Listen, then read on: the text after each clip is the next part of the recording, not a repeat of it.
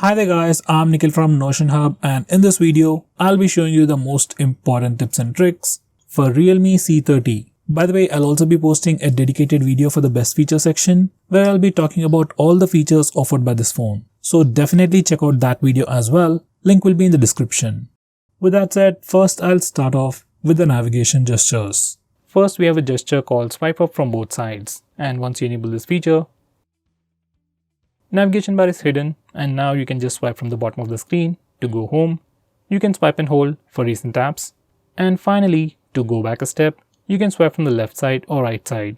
You also get a pretty cool animation. Overall, these gestures are great, but they don't work all that well.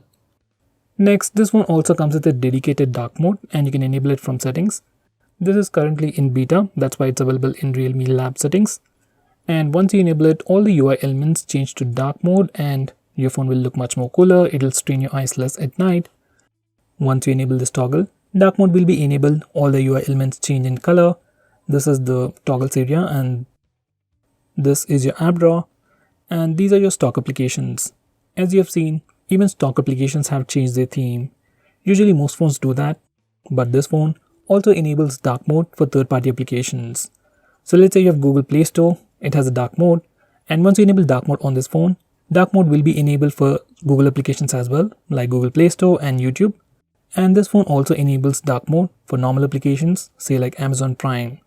Sometimes it works and sometimes it doesn't. So for some reason, if dark mode doesn't work properly on any third-party application, you can disable this toggle and that application will open in the normal mode. This is something you should definitely try. One of the most highlighting features about this phone is its 90Hz display. For some reason, if you want to switch to 60Hz display, you can do that from the display settings. Go to display settings, select screen refresh rate. From here, you can select 60Hz to change the refresh rate. I would always leave it at 90Hz. Next, this phone also has a unique feature called screen of clock, and you can enable it from the display settings. And here we go, screen of clock. And once you enable this toggle, every time you lock your phone, you see your time, date, battery percentage information on the screen. And every time it changes the position, so it won't drain battery and doesn't cause any screen burning issues. And you can also schedule it to automatically turn on and turn off at a specific time. Next, let's remove some bloatware. Now these are some of the applications that come pre-installed.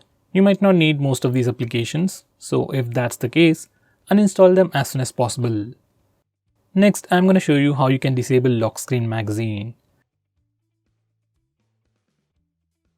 First, here's a quick preview of the lock screen, and every time you lock your phone or every time you come to the lock screen, we see a different wallpaper. Some people like it, some people don't, especially I personally don't like it. So if you're like me and if you want to disable it, this is how you can disable it from settings. And now, here's the lock screen once again, and no matter how many times you come to the lock screen, we will have a fixed wallpaper. Next, I'm going to show you some camera gestures. First, we have touch.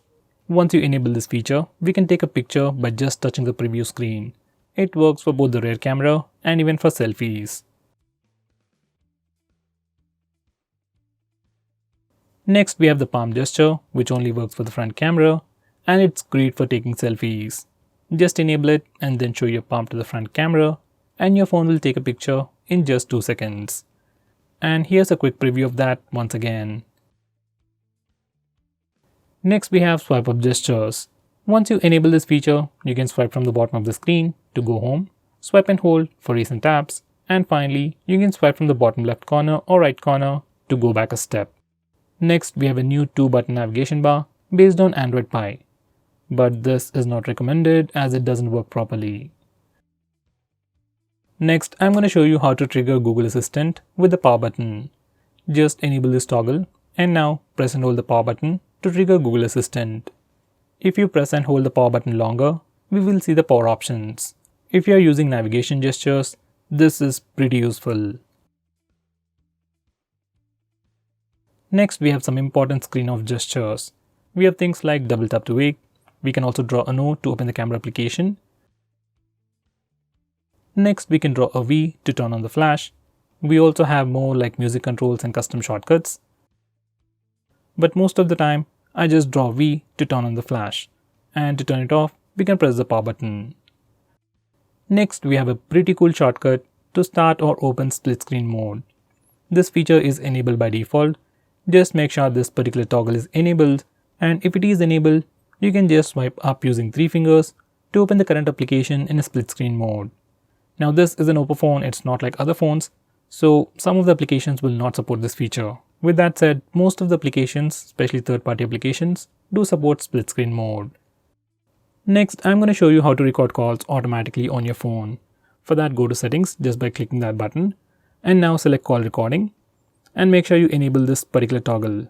And once it is enabled, all the calls will be recorded automatically on your phone.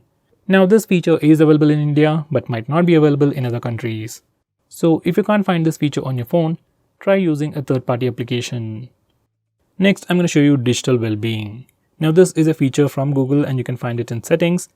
This feature analyzes your phone's usage and gives you a complete report. It shows you how many times you've unlocked your phone, how many notifications you've got, how much time you're using your phone, and which apps you're using the most. So with all this information, you can know your usage and you can also limit your usage using this feature, which is a pretty cool thing. So let's say if you don't want to watch videos on YouTube for more than 1 hour in a day, we can put up such restrictions using this feature. Next we have wind down. This is another feature from Google which will help you sleep faster at night. Using this feature, we can schedule our phone to turn on grayscale mode and do not disturb mode automatically at a specific time. This is something I would definitely recommend you to try. Next, I'm going to show you how you can change your default apps. Whether you want to change your default launcher, default browser or anything, for that we need to first go to settings. Once you're in settings, select app management, then select default apps. Now from this page, you can change your default launcher, default SMS application, browser and so on. I would definitely recommend you to change your default browser to Google Chrome, just like that. Next, I'm going to show you how to display the battery percentage on the status bar. For that, go to settings, then select notification and status bar, and then enable this toggle. Once you do that, we can see the battery percentage on the status bar. In the same way, if you want to see the network usage on the status bar, enable this toggle.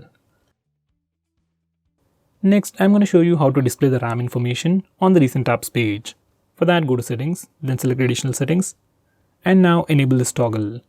Once you do that, we can see the RAM or memory information in the recent apps page.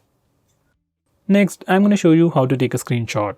Now there's an easy way to do that. You just have to press the volume down and power button both at the same time, and your phone will take a screenshot. Just like that. It works everywhere and you just have to press these two buttons at once and it really works. Now for some reason, if that's a bit hard for you, we also have the 3-finger screenshot gesture. Just go to settings and just enable this toggle. And once you do that, you can swipe down using 3 fingers to take a screenshot. Here's a quick preview. Once again, it also works everywhere. Just swipe down using 3 fingers and you'll get a screenshot. Next, I'm going to show you how to take a long screenshot. For that, first we need to take a regular screenshot. We can either use the buttons or the gesture. And once you take a screenshot, click long screenshot. Now we'll see a quick preview. You just need to scroll through the page, and once you're done, click done. And then we will get a long screenshot. Next, I'm going to show you how to record the screen on your phone. For that, first go to the toggles. And if you can't find the screen recording option, you need to click this button over here and search in the extra toggles. We have a dedicated toggle called Start Screen Recording. Just bring it up. And now we can start video recording just by using this toggle. Just click it and screen recording should start in 3 seconds. If your phone asks for any permissions, just grant them all. Next, I'm going to show you how to stop applications from automatically restarting in the background.